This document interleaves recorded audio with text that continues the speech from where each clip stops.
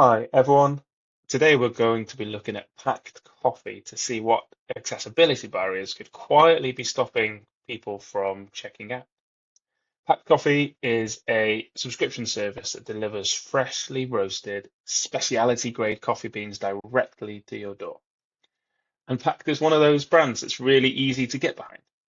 They sell amazing coffee. They have a strong mission. They ethically source their coffee beans and they're a certified B Corp. So it's clear that they care about doing things properly.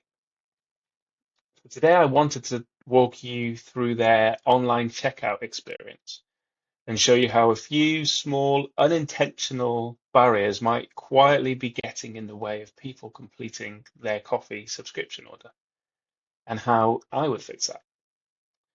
Now, when I first land on a site, I'll try to navigate around using just a keyboard, so no mouse. And this is how a lot of people browse the web every day, especially those with motor or visual impairments. And first issue here is that there's no visible focus state at all. As I tab through the page, I'm moving through the page between links and buttons, but there's no feedback to show where I am. Now, it's important to say that I know Pact aren't setting out to make their site difficult to use on purpose. These kind of issues normally come from fast development cycles or just not realizing exactly how many people rely on keyboard navigation every single day.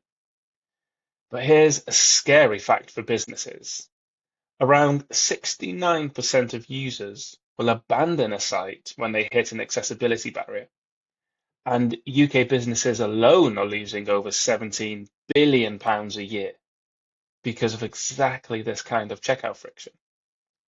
And this isn't about ticking boxes or meeting technical standards. I know Pact want to sell great coffee to as many people as possible. This is about making sure that nothing gets in the way of that. Okay, so no focus states, and I can't really make an educated guess as to where I am on the page because when we highlight the focus order in DevTools,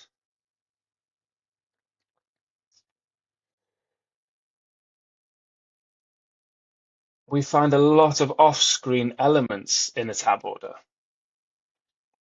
I think this section over here is the cart that slides in after you add an item.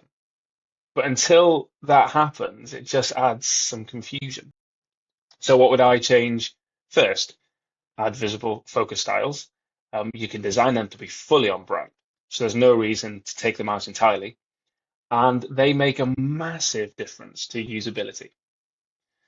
Step two, I would clean up the tab order. If something's not part of the current flow, like the cart before it's visible, then take it out of the tab order. The checkout popover is a very important part of the checkout flow, but it's best to save it for when the user actually needs it. So let's imagine now that we've fixed the focus states and the tab order.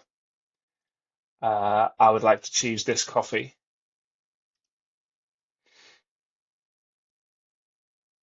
And now I'm ready to add it to my cart. So let's turn the DevTools focus order back on again and see what's happening on this page. Now, if someone is using a screen reader, then that screen reader might announce what's being focused, even if you don't have a visible focus state. What a screen reader can't do is make non-focusable elements focusable. And that's what we're looking at here. This design is really nice, but these components over here are built using plain non-interactive elements with JavaScript event handlers added on. And by default, those aren't focusable or accessible. Now, technically, you can build components this way, and that's fine. But when you do, you also have to recreate everything that the browser normally gives you for free. Keyboard support, screen reader compatibility, and focus handling. And in this case, that hasn't been added in. So why would you want to rebuild all that from scratch when native form elements already give you keyboard support, screen reader access, and proper semantics out of the box? And you can still style them to look just like this. So how would I fix this? Here, I would use a proper button, styled to look exactly the same, which then opens up the brew method popover. Inside this popover, you can simply use native radio buttons to create the list. And that way it's fully keyboard accessible, and screen readers will announce each of these options really clearly. The same goes for choosing a bag size. Standard radio buttons allow keyboard users and screen readers full access to this area, which at the moment they don't have. And then this quantity selector is also built with non-interactive elements, meaning that even if I did manage to choose my coffee grind and the bag size, I'm still not able to update the quantity using a keyboard. These plus and minus controls should just be native buttons, styled to look exactly the same, and the number itself should be editable as well, so I could just type in the amount that I want. Now, there are a few other things I'd look at too, but right now it's simply not possible to complete a purchase or subscription using a keyboard or a screen reader.